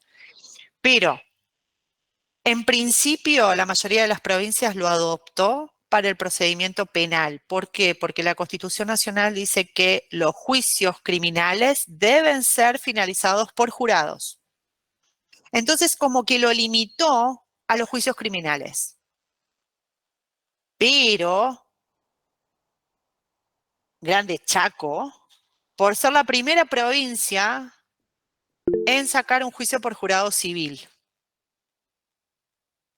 Entonces, sí, y esto es una cosa que les cuento a ustedes porque yo trabajé reforma judicial en el 2015 en La Rioja. Eh, y nosotros habíamos presentado un proyecto de ley de juicio por jurado, tanto penal como civil. Y yo les estoy hablando de esto del 2015. Y estábamos en pica, o sea, estábamos compitiendo, Chaco con La Rioja. Íbamos a ser las primeras provincias del país en sacar el juicio por jurado civil. Nos ganó Chaco. No estaba la decisión política en ese momento en la provincia de La Rioja como para que esté la posibilidad, porque todo esto es un cambio normativo muy grande, implica cambios estructurales muy grandes en la justicia. Las salas de audiencia tienen que estar preparadas para una sala de deliberación, para un espacio de 12 sillas. Bueno, implica mucho movimiento, ¿sí? En ese momento la decisión política no estaba. Ahora está. Pero por lo que tengo entendido, lo han cerrado. El proyecto de ley que presentamos en el 2015 solamente lo restringieron a jurado penal y sacaron la parte de la ley que hacía referencia al jurado civil. No hay problema, en aquel momento ya en 2015 nos ganó Chaco en ese sentido y ellos es la provincia que tiene tanto jurado civil. Pero fíjense, y Brian, con esto termino lo tuyo, me hablas de un procedimiento también de tipo administrativo. En Chile se está empezando a trabajar la idea, pero ellos no tienen ni juicio por jurado penal. ¿Sí? O sea, ellos no existe el jurado popular allá. Eh, y ahora, en esta semana, lo que les contaba hace un ratito, se pretende la resolución de conflictos muy, muy cercanos a la sociedad, ¿sí? A través de los jurados municipales, ¿no? Entonces, cada vez se expande más, pero como todo, cuando uno está convencido de que hay mejores opciones, hay que insistir e ir por ese lado, ¿sí? O sea, como operadores, como docentes, como lo que sea, pero tratar de traccionar mejores en la justicia desde donde podamos. Para mí, el juicio por jurado es una gran ventaja hacia la transparencia, hacia la publicidad de los actos, hace a la rendición de cuentas de las sentencias por parte de los. El pueblo es el responsable de resolver sus conflictos. Entonces, ¿qué le voy a achacar al juez técnico? No le voy a achacar nada. ya la justicia se empieza a democratizar y es el mismo pueblo el responsable de si condena o no condena a una determinada persona. Mira qué responsabilidad que asumimos como pueblo. Marianela, Hola, profe. Sí, yo quería preguntarle, porque antes de entrar al tema del juicio por jurados, que hablaba, que Brian preguntó algo que yo tenía dudas también, el tema de la globalización, cómo impacta también, no tan solo en la sociedad en sí, sino en los profesionales. Yo creo que hay una fina línea de cuánto podría tomar partido con respecto a lo que dice la sociedad. Porque yo creo que también hay un cambio de paradigma con respecto a este juicio por jurado, justamente por la falta de credibilidad de la justicia. Así que si se llega a dar este proyecto que ustedes habían propuesto en el 2015, sería un súper avance también. Más que nada porque como ciudadana riojana, digo, el peso que tiene la política en todos los sentidos, cómo maneja todo y no es tan independiente la justicia. Eso es lo que yo veo acá. eso pasa en todos lados, Marianela, ¿eh? No es exclusivo de la provincia de La Rioja. Pasa por muchos lados, o sea, y ni siquiera solo o es exclusivo de la Argentina. Por eso la importancia de gente cada vez más capacitada, gente cada vez con perfiles más idóneos para desempeñar los cargos, gente que no le debe nada a nadie para llegar a determinados lugares. Eso hace y son medidas chiquitas que pueden ayudar a que no exista ningún tipo de corrupción. Pero es un cambio muy grande que tenemos que hacer como sociedad también. Nosotros también hacernos cargo de esa realidad y ejercer las opciones que tenemos como ciudadanos para que esas cosas mermen o no existan o lo que fuere. Pero tenemos que cambiar nosotros también. Yo les pongo un ejemplo estúpido, pero la vez que les pedí que armen los grupos, algo tan chiquito como acá en el aula, o sea. Y sin embargo, la ventaja de uno de borrar al otro y qué sé yo, ¿y qué estamos haciendo? ¿Cómo eso yo después como profesional lo voy a trasladar más adelante? ¿Voy a ser un agente de cambio o voy a ser uno más trato de acomodarme?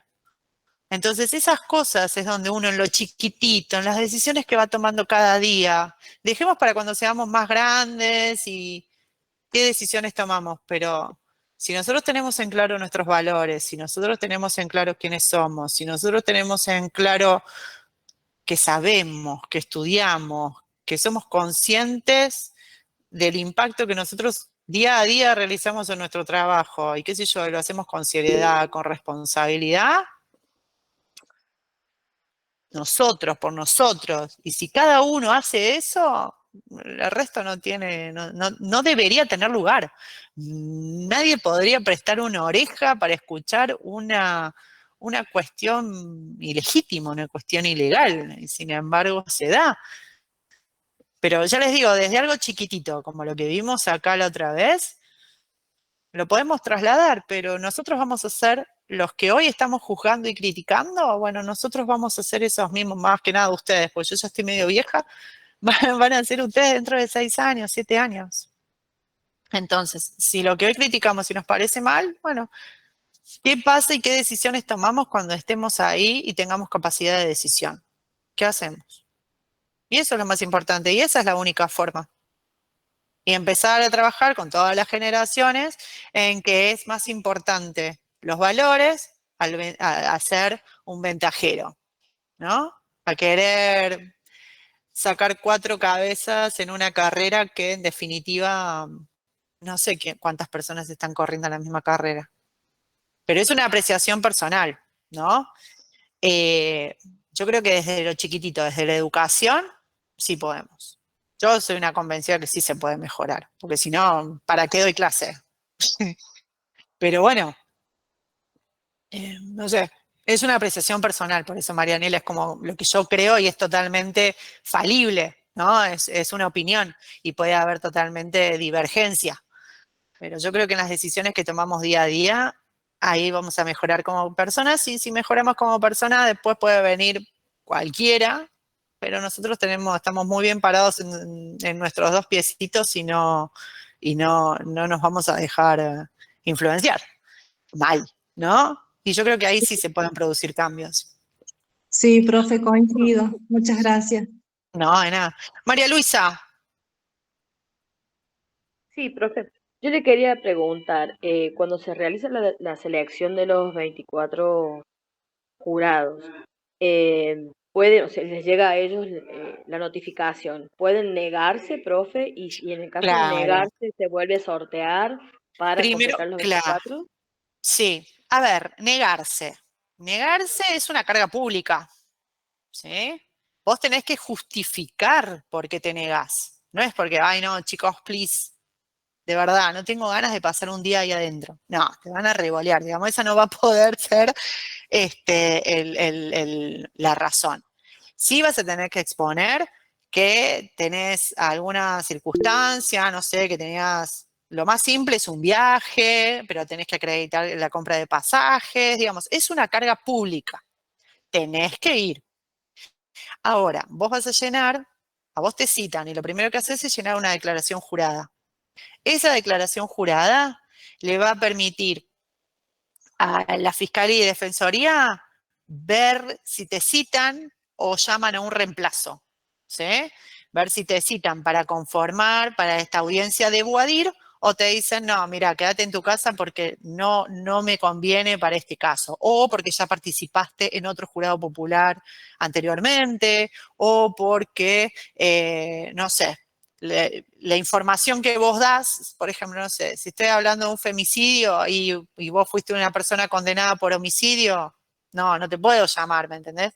Entonces esa es la primera limpieza que se hace, entonces se evita que de esas personas entren o vayan a la audiencia de Boadir, porque las voy a descartar al segundo.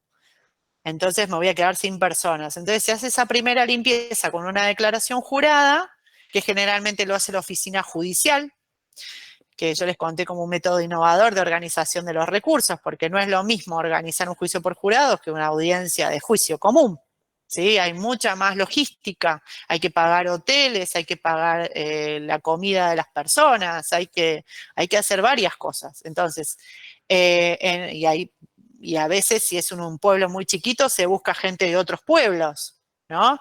Entonces, en ese caso hay que pagarle, se les paga también como un pequeño sueldo, para que no pierdan el presentismo en el trabajo. Bueno, en fin, para que la persona no pierda por estar prestando un servicio, una carga pública como votar. Es una obligación cívica. Ahora, y después pasas a la audiencia de Boadir. Y si quedás en los 12 y a partir de ahí vos vas a tener que ir. Puede ser que la audiencia se liquide en un día o puede ser que lleve más tiempo. Todo depende de qué es lo que se está debatiendo. ¿Eh? Ah, bien, perfecto, profe, Pero gracias. digamos que porque sí, así decir, no, mirá, yo no voy a ir porque no me interesa, y no está bueno, no está bueno. De última hay que inventar algo, pero sí, pero no está bueno. Ya te digo, en esto de que nosotros consideramos que las cosas no están bien, bueno, de alguna manera hay que intervenir. Y esa es una, y es la más, para mí es la más emocionante, digamos, eh, pero bueno, qué sé yo, también sí, si hay que ir 3, 4 días, por ahí estás repodrido. Y si no sos una persona que te guste el derecho, porque si no hubieras estudiado, pero es como que, bueno, hay gente que no le interesa para nada y después salen, mirá, nosotros en La Rioja hicimos 2 simulacros de juicio por jurados. Uno en la sala de la universidad donde entregan los títulos, la sala magna. Bueno, ahí hicimos uno en el 2015 y después otro en Chilecito. Y después nosotros encuestábamos, o sea, hacíamos entrevistas a las personas que habían hecho el rol de jurados. No era un simulacro en el sentido de que era una obra de teatro, no, tirábamos un caso que tenían que debatir. Y nosotras habíamos preparado a los testigos y al imputado, que en este caso era una mujer que víctima de violencia de género había matado al marido, a ver si La Rioja los condenaba o lo absolvía. Y habíamos traído un juez de Salta, que tenía mucho conocimiento de juicio por jurado, se había formado en el exterior, después un fiscal cordobés y un defensor tucumano que trabaja en litigación, y después éramos nosotros de la fiscalía los que actuábamos y hacíamos cosas de testigos, peritos, lo que sea. Y estas 12 personas que nosotros era un documento Google, o sea, los que se querían se inscribían, lo habíamos sacado por los medios de comunicación, bueno, no sé, estaba en la página de la fiscalía, era un enlace donde cada uno, el que quería participar, se inscribía. Es más, hablé en la radio, por eso, re caradura yo. Invitaba a toda la población. Se inscribieron un montón, eso nos gustó mucho, porque como que a la gente le llamó la atención. Y después fueron, y la sensación, nosotros le preguntábamos después, bueno, ¿qué sintieron cuando deliberaron? ¿Qué fue lo que les pasó? ¿Qué dudas tuvieron? Como para conocer la experiencia, y la mayoría decía, es muy difícil ser juez. Y eso fue como, bueno, che, tanto que le tiramos, ¿no? Hay que tomar la decisión. Hay que tomar la decisión de condenar a una persona. No todo es tan claro, no todo es tan, bueno, sí, este mató a este y ya está. Hay que trabajarlo muy bien. Y entonces la conclusión de ellos era que fue una experiencia muy linda, muy buena, muy enriquecedora, decían algunos. Otros decían que fue muy largo, los más jóvenes. Y después, habían durado 2 horas la audiencia.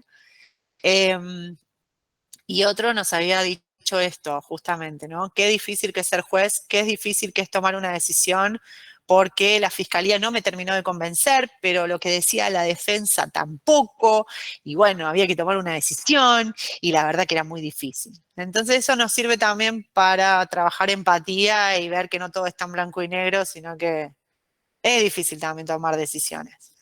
Así que bueno, ojalá, sería un lindo... Generalmente se hace esto cuando vos presentás los proyectos de ley para que la gente los conozca, ¿no? Porque de última, estos proyectos de ley los aprueban los representantes del pueblo, ¿no? La Cámara de Diputados. Entonces, bueno, que la gente sepa qué es lo que se está debatiendo, qué significa para la víctima, para el imputado, qué significa el sistema adversarial. Porque ninguno está exento de enfrentarse a esto. Nosotros podemos salir de nuestra casa con el vehículo, chocar a alguien, matar a alguien, y lo que menos queríamos era eso, pero tenemos un homicidio culposo y vamos a ir a juicio. Entonces hay que tener cuidado y conocimiento. Yo creo que con el conocimiento podemos de verdad hacer mucho. Podemos tomar buenas decisiones con conocimiento y con información. A ver, ¿quién están preguntando por aquí?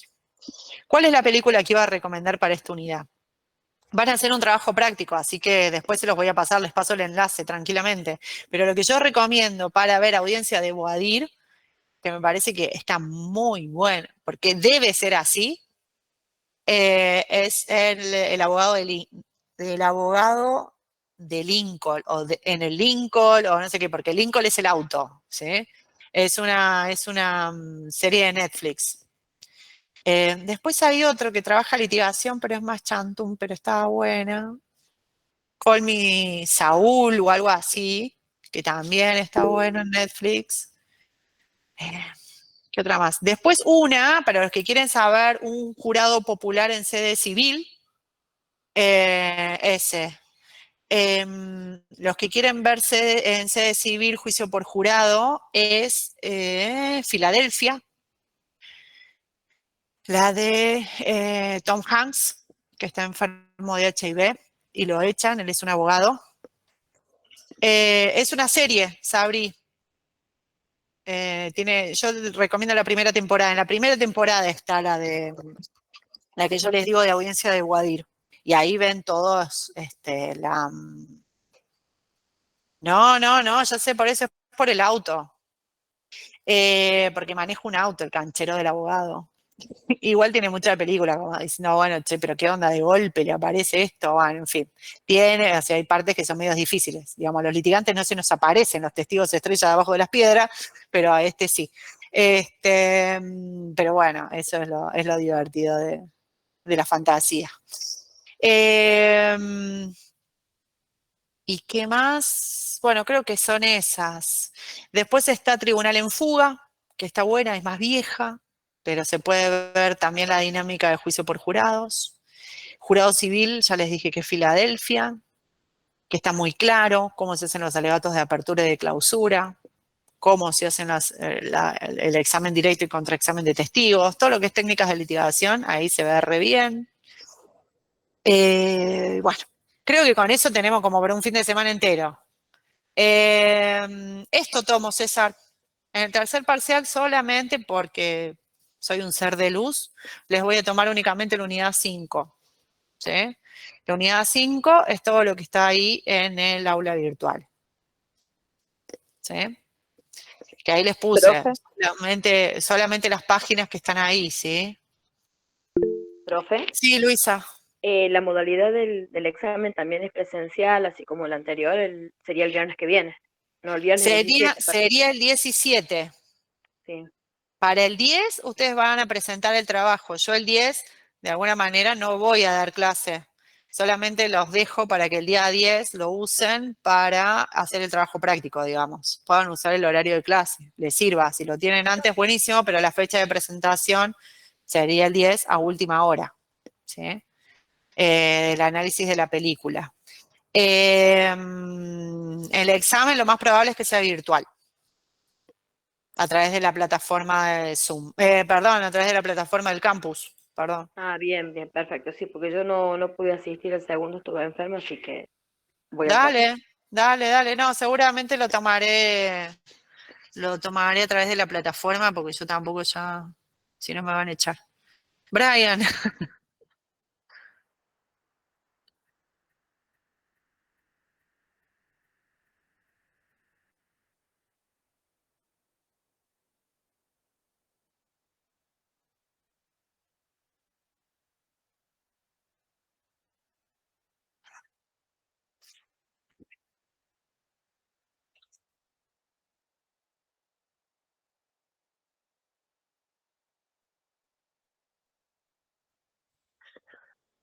vos únicamente por ahora tenemos jurado popular en audiencia de juicio, ¿sí? La que se produce prueba y se dispone la culpabilidad o no culpabilidad de la persona. Solamente lo tenemos en audiencia de juicio. Si uno no está de acuerdo con la decisión del jurado, también se trabaja de otra manera el recurso de casación, por eso es como se cambia todas las reglas. No es que se va a cuestionar la decisión, pero sí lo que se toma son errores. A ver, el jurado no dice por qué, un jurado popular no da razones por su condena o su no condena. Simplemente dice que está condenado o no está condenado. No dice por qué. ¿Sí? Eso queda en la intimidad de la deliberación. Entonces, se dispone eso, lo que hacen los abogados para cuestionar la decisión del jurado es ir a una instancia superior, a un tribunal de impugnación, y básicamente buscan los errores en las instrucciones del juez. Porque el juez explicó mal esto, se malinterpretó esto. Y por ende el jurado falló otra cosa. ¿Sí? Lo que se suele atacar es la etapa probatoria, se suele atacar las instrucciones del juez, no al jurado. ¿Sí? Y lo único, si determinan que hubo una mala decisión del jurado, entonces se hace de nuevo un juicio. Depende si yo estoy cuestionando la culpabilidad. Si yo estoy cuestionando el monto de la pena, ahí sí es como común, porque eso fue en una audiencia de cesura con un juez técnico y el juez puso 15 años. Y yo, defensa, digo, no, 15 años es mucho, apelo y quiero 10, quiero 5. Pero eso sí, ahí no afecta al jurado. ¿Sí? Bueno, ok. No, de nada. No se disculpen por preguntar, al contrario, mejor. Prefiero que pregunten y no ¿Profe? que silencio. Sí, ¿Ahí me escucha bien? sí, Bueno, digamos, para pasar, tres consultitas, profe, para pasar en limpio, para mí, digamos, o sea, que yo cuando quiero ir a un juicio por jurado, no es que voy a ir así, voy a decir, bueno, a ver, voy, entro y ya está, ¿no? Sino que me tengo que anotar, ¿no? no te anotás. Vos ya figurás en el padrón electoral Ah, y a vos te van, un día X random te lleva una citación. Entonces vos vas y llenás esa declaración jurada. Y a partir de ahí después pero, empieza todo. No es que vos te pero anotás, vos digamos, no te anotás en ningún lado. profe, yo puedo ir y No, meterme, digamos, al no, juicio.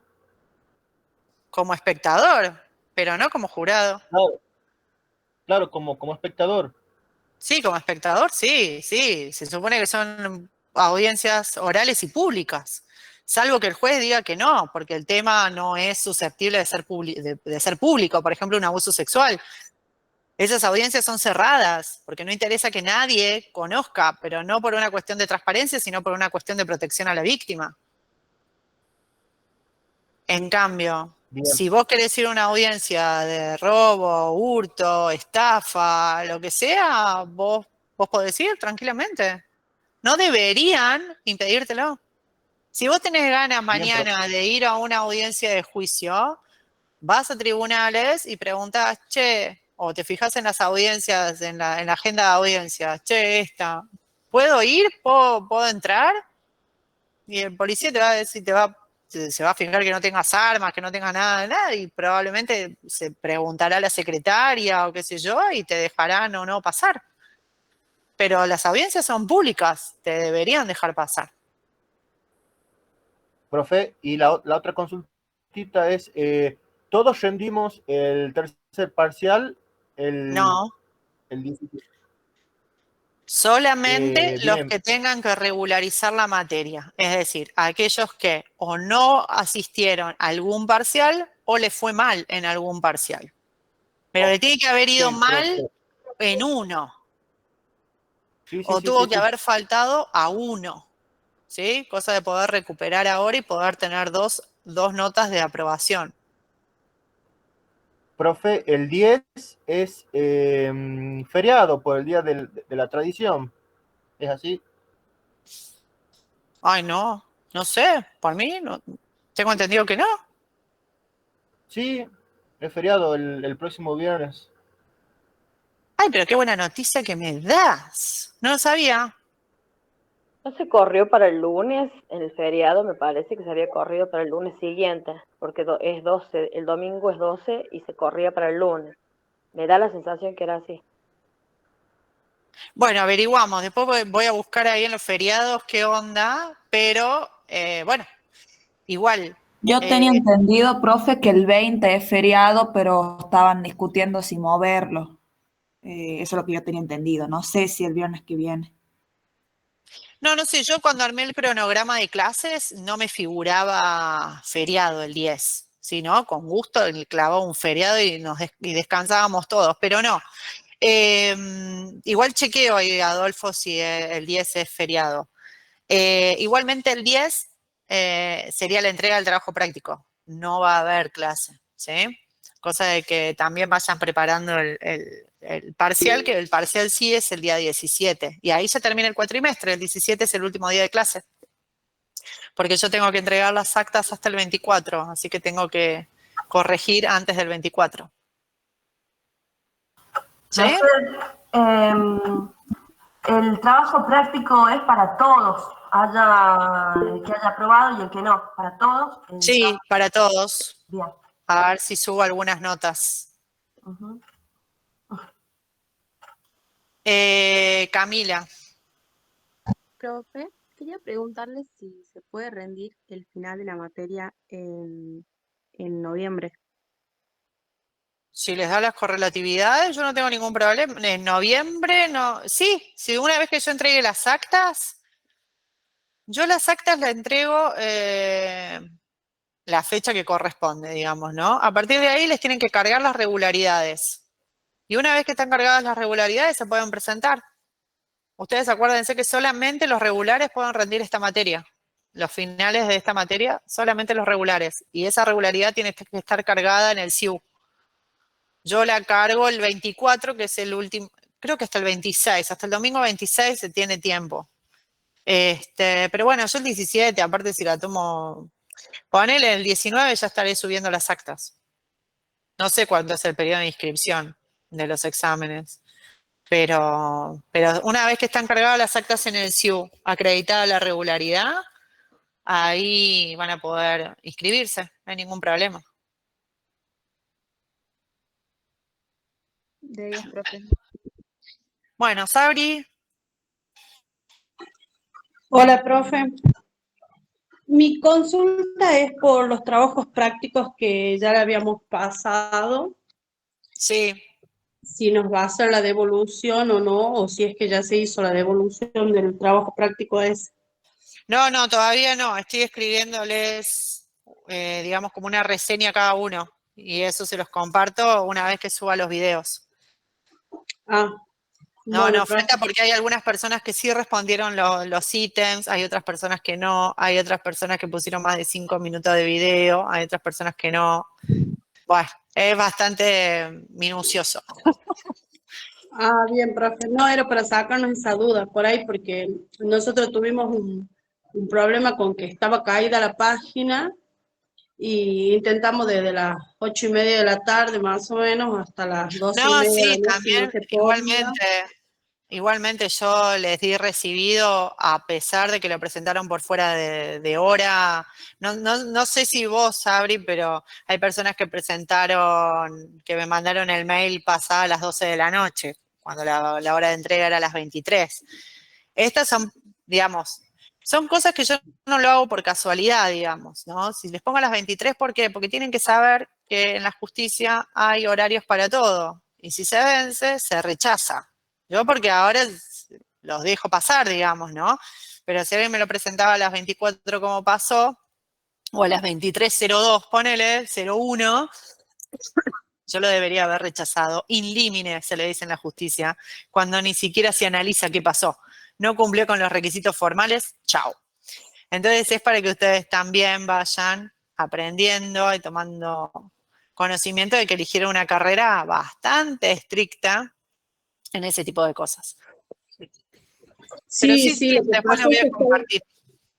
Sí, porque estaba caído el sistema y no nos dejaba y no nos daba. Incluso preguntamos en el grupo a varios compañeros, creíamos que era el mail que estaba mal, pero no era, que estaba caída la página, porque no lo podíamos subir. Puede ser, porque igual yo recibí todo lo que me mandaron, yo le puse recibido.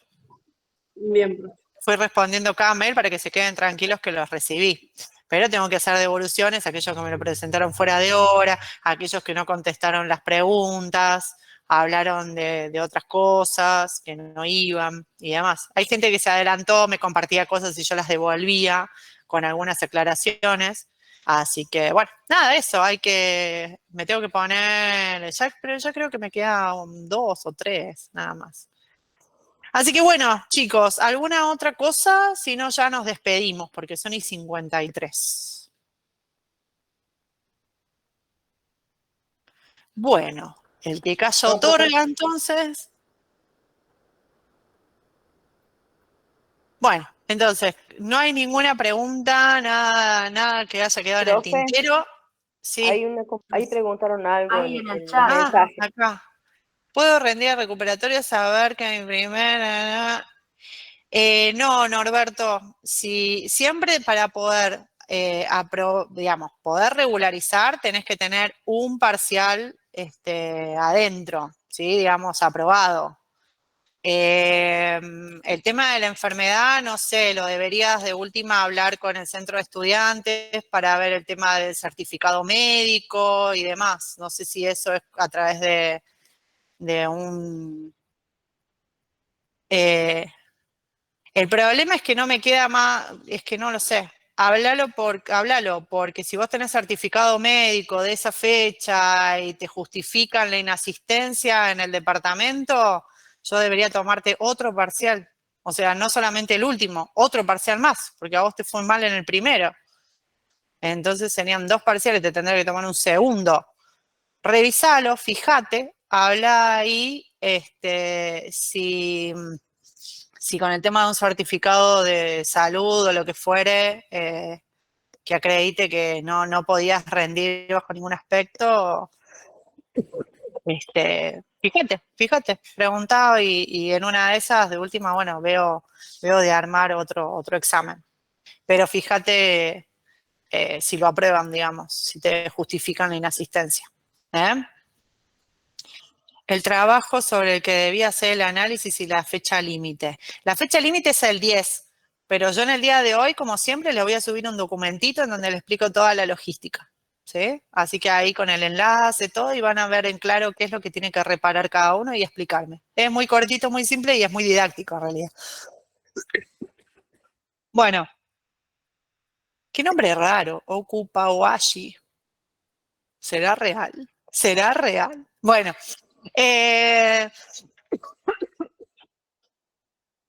No, che, el trabajo es individual. ¿Lo quieren hacer grupal? Ay, pero me van a empezar a pelear de vuelta los grupos, por favor. No, por favor, grupal, Puede no. quedar, profe, los grupos que ya están hechos. Dale, bueno, háganlo, hagan como Profe, quieran. ¿puedo trabajar Hagamos individual? así. Pueden hacer el trabajo grupal de hasta 5 personas, ¿sí? Porque si hacemos de 10, labura 1.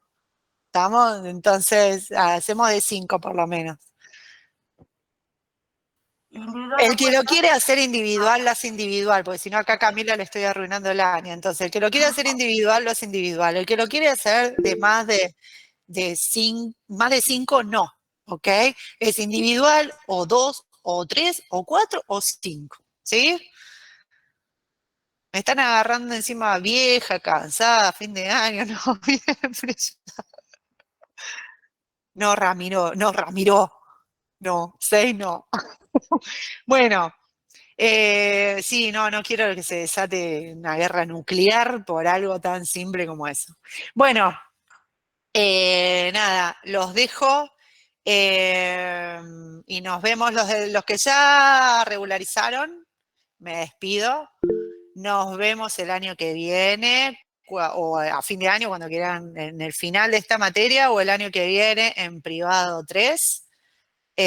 Nos veremos de vuelta. Un gusto haber compartido con ustedes. Espero que no tengamos los mismos inconvenientes, pues ya vamos a estar más maduros, más grandes, más responsables de la carrera. Así que a los que regularizaron, un gusto haber compartido con ustedes este año y seguimos adelante. A los que no, nos vemos entonces el 17. En realidad no nos vamos a ver físicamente, pero vamos a estar conectados en sintonía de amor para probar el tercer parcial. Así que bueno, chicos, un gusto de verdad, un lindo grupo. Y bueno, nada, a estudiar, no queda otra. Eligieron un carrerón, pero es hermoso. Bueno, gente, no sé, cuídense y nos vemos en algún momento. Y estudien para el final porque soy implacable en el final.